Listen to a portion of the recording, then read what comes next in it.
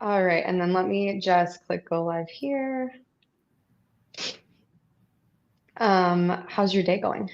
It's My still day is early there. fantastic. It is early. It's only 9 o'clock here. Oh, good. Well, thanks for coming on. We have Kristen Carter here from Phoenix, Arizona. Tell us a little bit about yourself and where you're at. Yeah, so I'm Kristen Carter. I am based out of Gilbert, Arizona, which is in the Phoenix Valley. I've been an agent for almost 7 years. I'm with Keller Williams Integrity First on an amazing team and really, truly love where I live. Yeah. How long, you said you've lived there for 7 years or No, I've longer? lived here for longer. I've been an Oh, okay, agent for okay. 7 years. I'm a transplant myself. So, like 95% of the people who live in the Phoenix area did not grow up here. Almost all of us are transplants. So, I've been here almost 15 years. Nice. So, So yeah, where did you say you grew up though? I grew up in California, so in the Central Okay. Valley, kind of in a small town. And we just decided one day we didn't want to live there anymore, and it wasn't exactly fitting what we wanted to raise our kids in and give them the opportunities that we wanted. So we stuck our finger on a map and ended up in the Gilbert area and have absolutely loved it. And we told ourselves that it's fine because if we didn't like it, we would just move somewhere else. And then we didn't. You literally just stuck your finger on a map. That's how you chose. Kind of, kind of, yeah. Like I'd never been to Arizona. I had never been to Gilbert. I didn't set foot in the state until we had found a house. That's so funny. I love It's that. super crazy. And you But guys yeah, had, did you have small kids then or no? You had we kids when you did. got there. Okay. Yeah, no, our kids were little. So our oldest daughter's kindergarten her school was closing. And so she was going to have to switch schools anyway. And we were like, well, if we're going to do this, now is a good time. And For the sure. younger one was 2 or 3. Yeah. So she didn't really have any like friends or cemented relationships outside of family. And so my only requirement was within that map of where we were going to drop our finger was it had to be a day's drive back home. So if at any point I ever needed to just like get in the car and drive, I could do it in one shot. Hmm. And so we moved 12 hours away. It's not a fun drive, but I was we've gonna done it. say it's kind of a day drive, but No, we depending fly on now. We don't drive it anymore. But that was my requirement. So we looked in yeah. a few, like the surrounding states around California is kind of where we like looked. My Yeah. husband sent out job applications and Arizona called first. Yeah. Well, obviously, like the first thing I think of with Arizona is heat, like desert heat. It's Is that, hot. yeah. I I mean, mean, it's I'm not that not much really, better here. no. We don't have the humidity though, so Yeah, it's not terrible. Everywhere has air conditioning. Yeah, I mean, you leave your air conditioned car, you go to your air conditioned office, you go to the movies that are air conditioned. I keep a sweater in my car because sometimes the ACs are yeah. just too cold. And so, yeah. But yeah, I mean, don't go outside between 1 and 4 and stand in the sun like on purpose, and you're fine. But what I do Did, love is that October through April is absolutely gorgeous. I mean, we go hiking and we go out in nature, and you can just go and sit outside and you can enjoy the patio all day. Or, I mean, people swim still even through the winter. So we don't have the extreme cold that other places do. yeah. Did you ever enjoy winters or not really? I never grew up with snow, so I didn't want it. Okay. And but Yeah. I don't like fog, and I don't like lots of rain and lots of clouds. And Yeah. that was I'm the the thing same. that, yeah, I like sunshine. I like blue skies. I Yeah. adore just going outside and it just being pretty. Yeah. So that's my favorite time of year in like February, March. Yeah, we're like super spoiled. I mean, both of us in our states because we get so much sunshine. Like there'll be Yeah. like 2 or 3 days of clouds, and I'm like, I feel so sad. Like I Right? couldn't do this. Yeah, if we've I think my son was probably 9 before he saw fog for the first time, and he had no idea what was happening. He looked outside and he goes, "Mom, why is it smoky?" And I was like, "Oh, it's not Yeah. smoke, it's fog." And he goes, "What is fog?" What is fog? What is fog? Yeah. So, poor That's Arizona funny. babies, they have no idea. What else is like fun to do there in the Phoenix area? Like what's the lifestyle like? Kind of talk to us about that. Yeah, oh gosh, we have tons of everything. So if you're into music, we've got every concert typically comes to town because we're one of the bigger metro areas. So most performers will come through, which is amazing.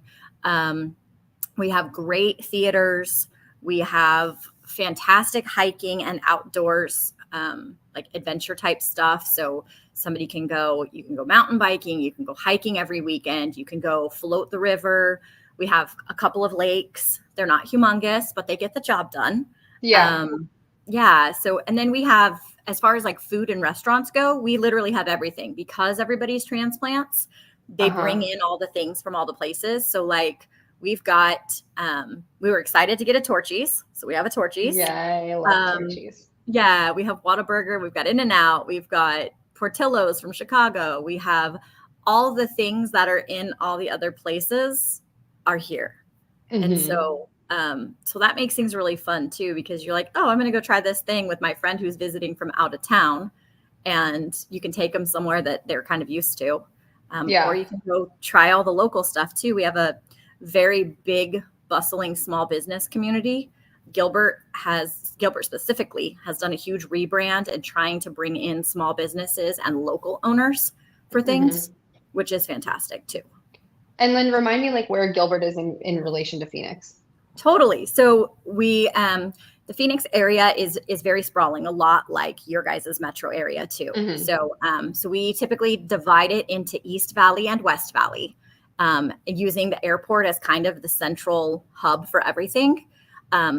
I typically say that like if you are at the airport and you go 45 minutes in a circle, you've pretty much seen the whole valley. So that's the easiest way to describe it. But Gilbert's in the East Valley. So you've got Gilbert, Mesa, Chandler, Queen Creek, Santan Valley, Apache Junction. Those are your main cities on the east side.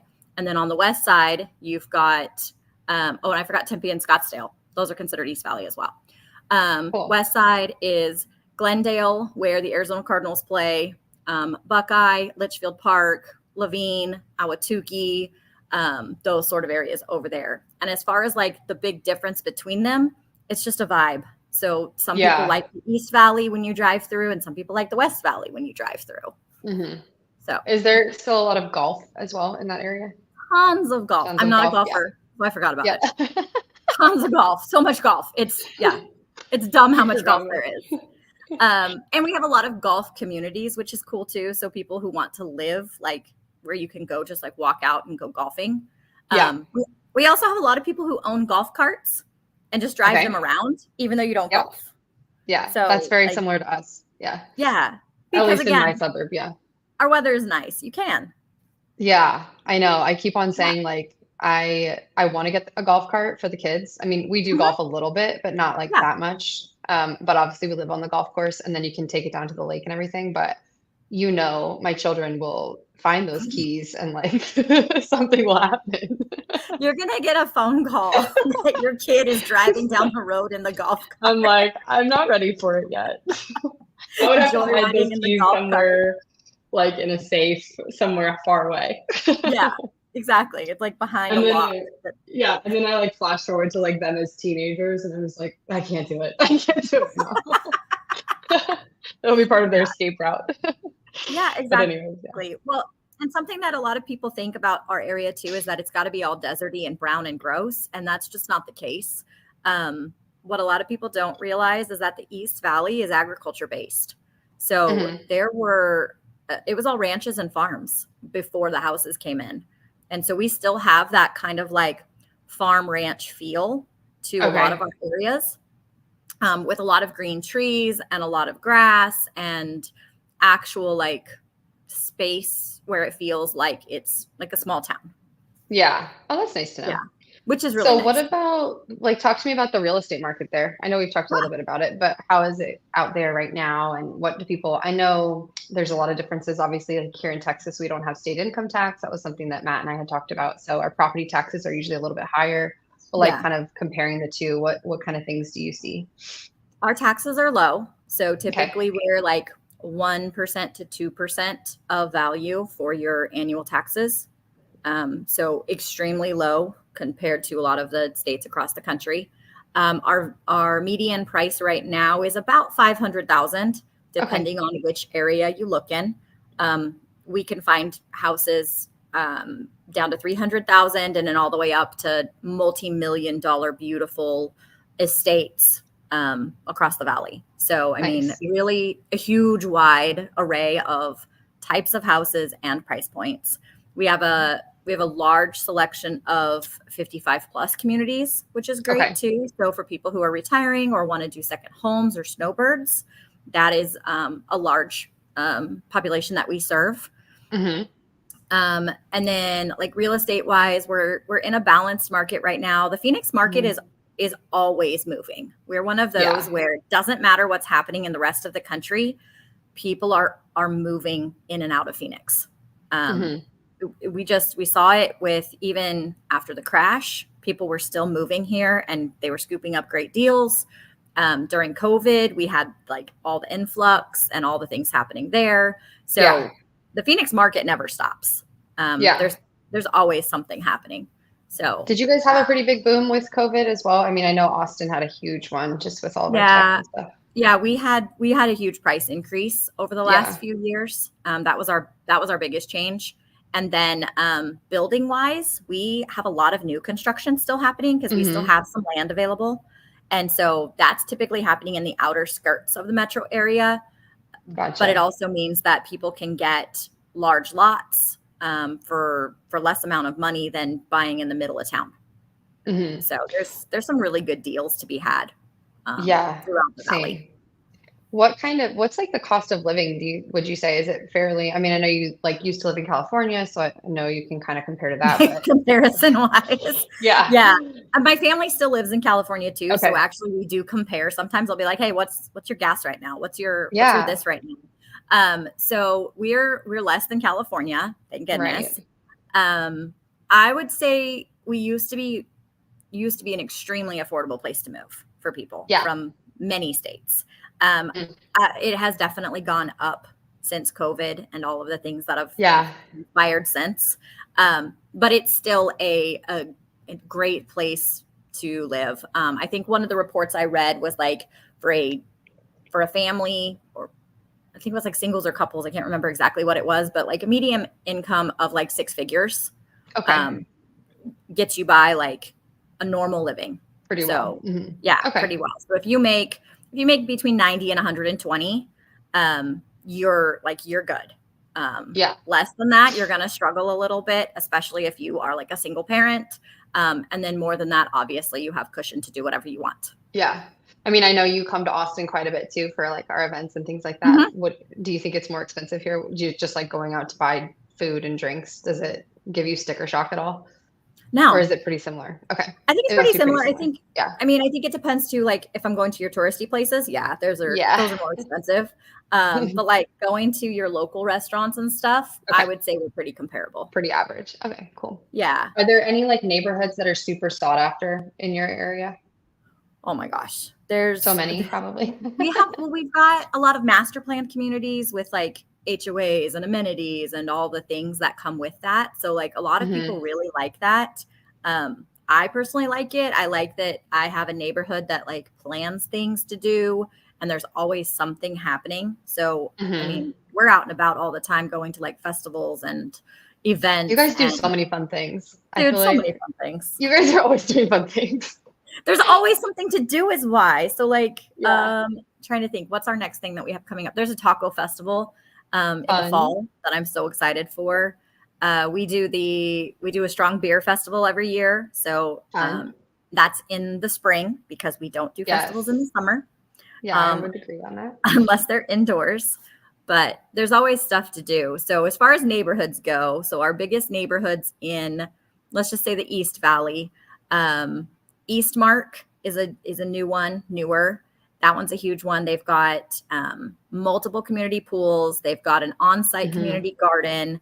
They have recreation events happening all the time. It's like a town within the city. So they have a few thousand homes in that neighborhood, and then they put on all the events right there. That's awesome. That's fun. So that one's a cool one. A little bit older community, but golf is Seville in Gilbert.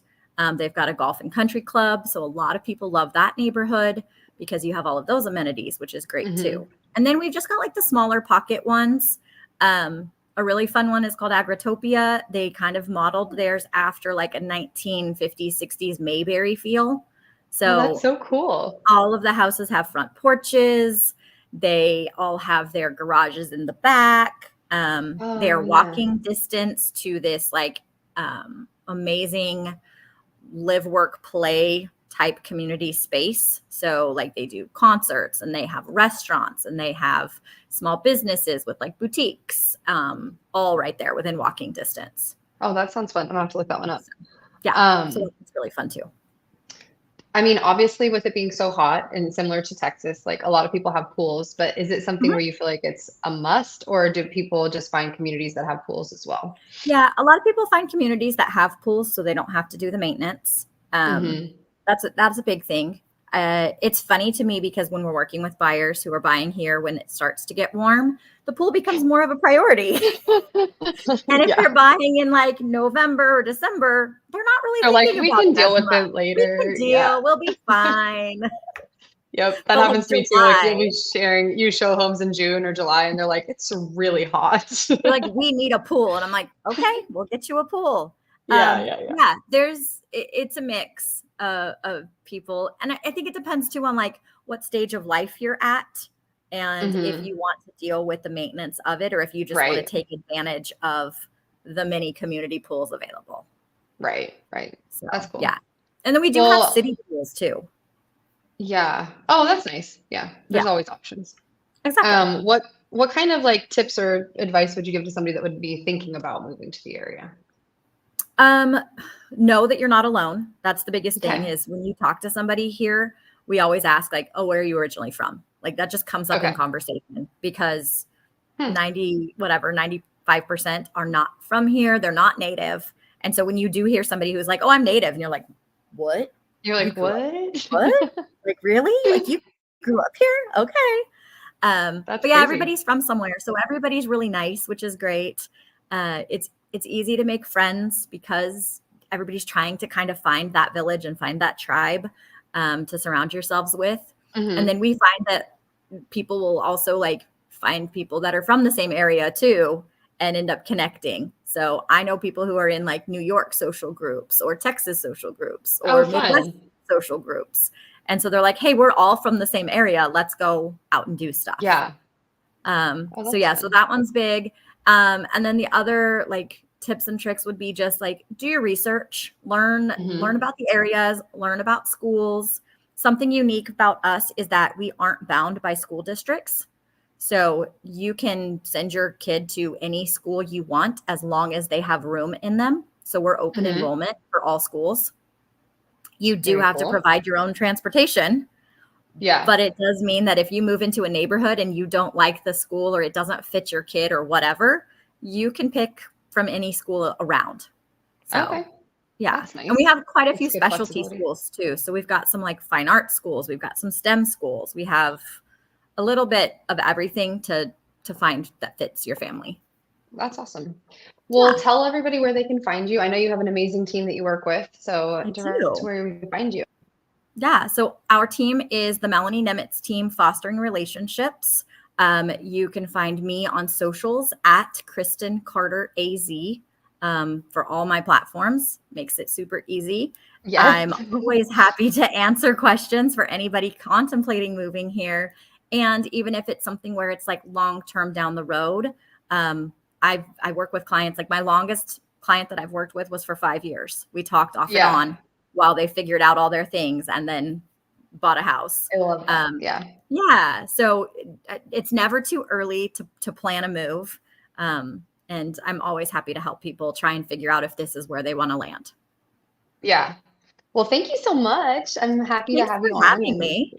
I can vouch for how great of a human being you are and a great agent as well. So, Oh, thank you. I appreciate it.